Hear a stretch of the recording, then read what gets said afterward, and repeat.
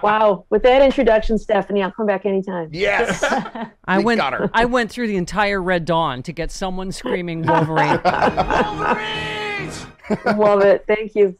And can I just say, when we have Joyce Vance on tomorrow, there is no one screaming Roll Tide in any movie. Yeah. So, right. Well, I appreciate that. So you win. All right. Very good. So, Barb, speaking of which, so your sisters-in-law, podcast partner, Joyce Vance, let's talk about DOJ first, because obviously people, I know Neil Katyal was, I'd say the word pissed. I don't know if that's a legal term last night, but so Joyce, just reminds us the accompanying memo clarifies this is a partial appeal. Mm-hmm. This is of the Bill Barr memo, mischaracterizing, lying, according to the judge, about the Mueller report. So Joyce says this is only a notice of appeal, not a brief that conveys DOJ's reasoning. The appeal may be limited to certain redactions in the memo that DOJ believes are legitimately privileged, or it could be something else. We won't know the basis for the appeal until briefs are filed. So I know you're going to discuss this on Sisters-in-Law, I'm sure, but so what is your take on what this means and if we should spaz out? Yeah, so Joyce is right in that this is a really short memo that gives kind of top-line reasoning, and there will be further briefing in the appellate court, and then we'll get to see the briefing of CREW, the citizens group that was the plaintiff in this case, to request it, and then, of course, the judge's opinion. But because the memo remains redacted, it's really frustrating because it's impossible for us to determine whether we agree or disagree with the disclosure of it. One thing that they did clarify is that they take the position that this is not a final decision. Judge Jackson had said, what a lie. They say this is a pre-decisional memo, but we know that all along they never planned to charge Donald Trump with a crime. Therefore, it can't be pre-decisional. But what this memo clarifies is that was never the decision. Yes, of course, everyone agreed that there would never be a decision to charge Donald Trump because he was a sitting president. The question was whether they should say in the memo that there was sufficient evidence to charge him, even if he were not sitting president. And so they sort of apologized to the judge for not making that more clear in their original briefing. But it seems like they're going out of their way to be courteous to her, and that they may never have thought that that they were making that argument. I'm not sure. They do say that their original briefing by the original lawyers was unclear. They regret the language that misled her, but they don't see anything wrong with it. And then there's this other argument that there is this deliberative process privilege thing, but if you breach it by using it to cover up a crime, then it should yield. And they say that's not what happened here. I think what's going on is the Department of Justice is protecting itself and the administration and the institution from having to reveal things that are discussed during the deliberative process. And even though the rest of us, especially those members of a Democratic administration perhaps, would be dying to see what this memo says, I think what they're saying at the end of the day is deliberate process privilege is a thing, and our job is to defend the institution of the government, and we're going to do that. Okay, but as a layperson, Barb, how do you let Bill Barr get away with this? How do you create this precedent that it's okay for the Attorney General to lie to Congress, to the American people, to the judge? Yeah, I think what they're saying here is the ends don't justify the means, that our job is to defend the law and to defend the process. And because this is a deliberative process privilege, it should not yield. But I do agree with your frustration. I mean, I fully expected to see the content of this memo. And I completely disagree with the substance of the decision here. If you look at the legal standard for obstruction of justice, cases like this are brought every day. And the idea that they reached the conclusion that this was not a crime, I think is just flat out wrong. But it is, I think, a reflection in some parts on Robert Mueller's failure to reach that conclusion. He was so, I don't know, wishy-washy about reaching that conclusion because, he went out of his way to say, well, because he can never defend himself, it would be unfair for us to say that he committed a crime, that we're just not going to say one way or the other. And so he kind of handed the ball off to Barr for him to say, oh, you don't want to make a decision? Well, I will. And that decision is no crime. And yet he objected strenuously, Barb. Mueller, right? In 2 letters. Well, later he did. He did. And of course, we'll never know exactly what happened behind closed doors. My guess is this report was not the first time that Barr knew what the conclusion of Mueller was going to be, because Robert Mueller was meeting on a regular basis with his deputy, Rod Rosenstein. And so I'm sure that they told him, here's what we're finding, here's where we're going, here's what we believe the conclusion will be. And I think some weeks before, they had explained to Rod Rosenstein that they did not intend to recommend charges.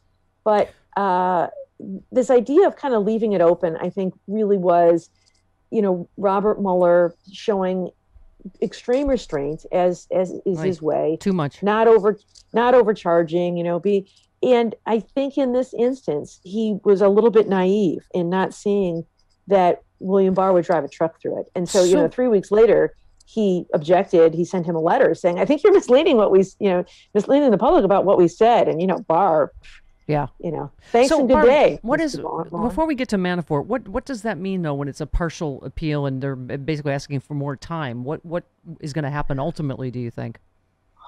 Well, they released the first part of the memo, which is not terribly helpful. It just kind of tees up the process. It doesn't get into the actual, back and forth deliberative processes part. So I think they're just, I think they're going to continue to try to protect the meat of this memo. I think their appellate brief will reveal more of their thinking, but it's an odd thing because of the thing they're asking for is not, but it's a little bit difficult for us to assess whether their arguments have merit or not. It is interesting and it's frustrating, no doubt, because I think most of us would like to see what they were talking about that day. Yeah. And I think in general, there's value in Bill Barr in jail, but then sidebar, counselor. Go ahead. Yeah. And in general, I think, we all believe in transparency in government.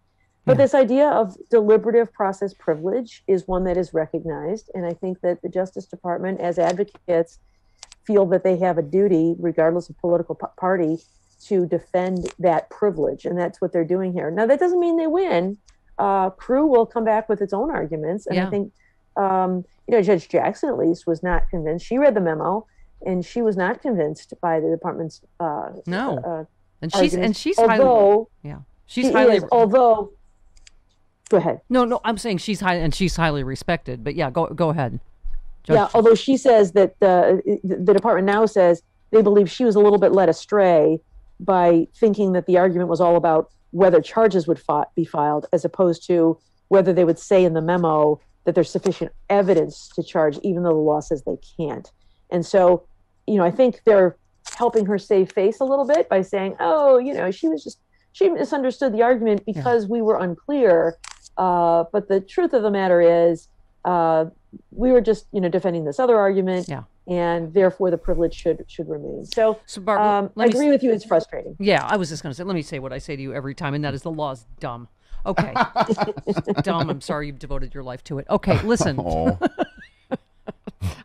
Because the Manafort thing, as Rachel Maddow said last night, what we thought happened. I mean, and I don't know if you agree with your colleague Glenn Kirshner, who said a corrupt pardon can and must be challenged. I mean, okay, talk to me about this Manafort. I mean, it's exactly what we thought. The degree to which he lied, that he shared internal polling data with the Russians. I mean, what can or should happen here? Yeah, I don't know that I agree with Glenn about the pardon, because I think this information was known to the government at the time. It wasn't known to all of us, but it was known to the government at the time. So I don't know. And also, keep in mind that the things that Paul Manafort was pardoned for, I believe, were all of the matters for which he was charged and convicted. So he wasn't pardoned for this. Yeah, I think that's right. He was pardoned only for all of his financial crimes. Mm-hmm. So it could be that additional charges could be brought for this lie.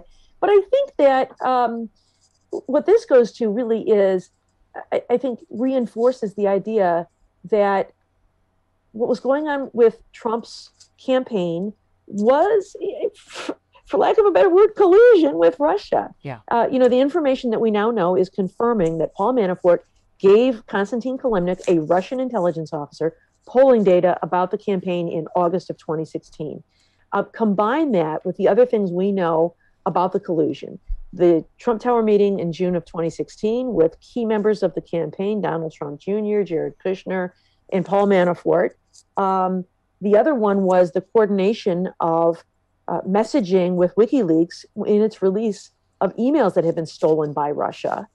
Those three things, to me, are collusion. Now, they may not have amounted to conspiracy, as Robert Mueller found, to commit a crime that is on the books, but it does show a really strong counterintelligence threat.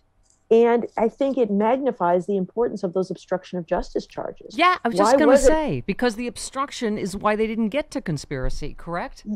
Yeah, and this is, if it hadn't come out in dribs and drabs, if you heard this story, that these three things happened on the Trump campaign in coordination with Russia, a hostile foreign adversary, to rig the election, and then Trump lied about it and covered it up, you would think that's a big, serious crime. But instead, we've had so much spin as it has all dribbled out over the past several years that maybe it loses some of its oomph. But I think this brings back all the more reason why it is important to charge people with obstruction of justice, including Donald Trump. Sorry, I didn't mean to scream over you. Yes. Statute of limitations has another year, Stephanie.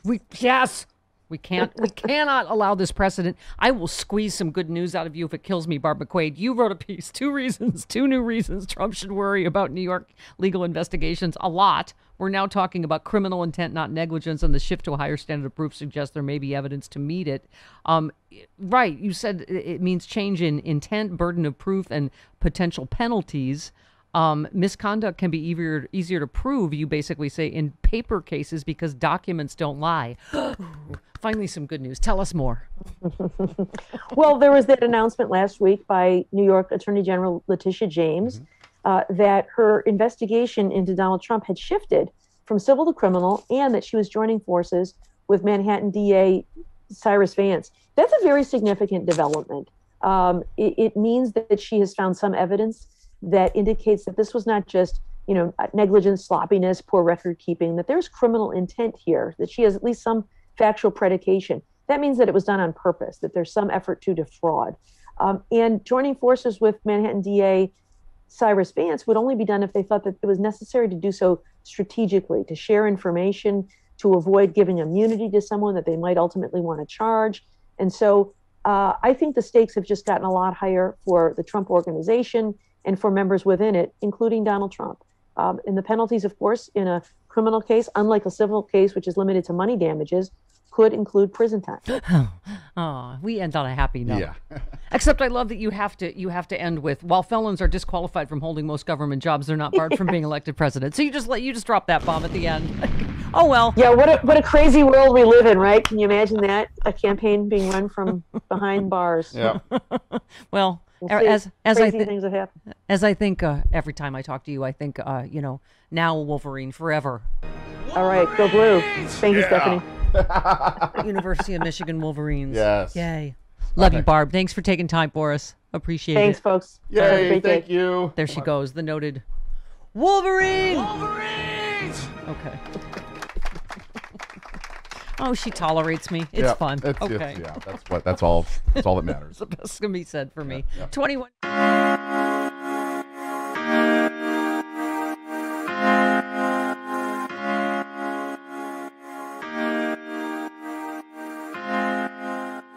If you have not heard of the Sexy Liberal Podcasting Network, your podcasting superstation, you suck. I mean, Yes. it is. We have the smartest, funniest liberals in the country. Stephanie Miller's Happy Hour. We have John Fugelsang. We have Hal Sparks, Frangela, Final Word, and Idiot of the Week. We have Bob Seska. Oh my God. We have Jody Hamilton from The Bunker. We have Start Me Up with Kimberly Johnson. We have Unprecedented. We have the smartest, funniest podcast, period. Get it now. SexyLiberal.com.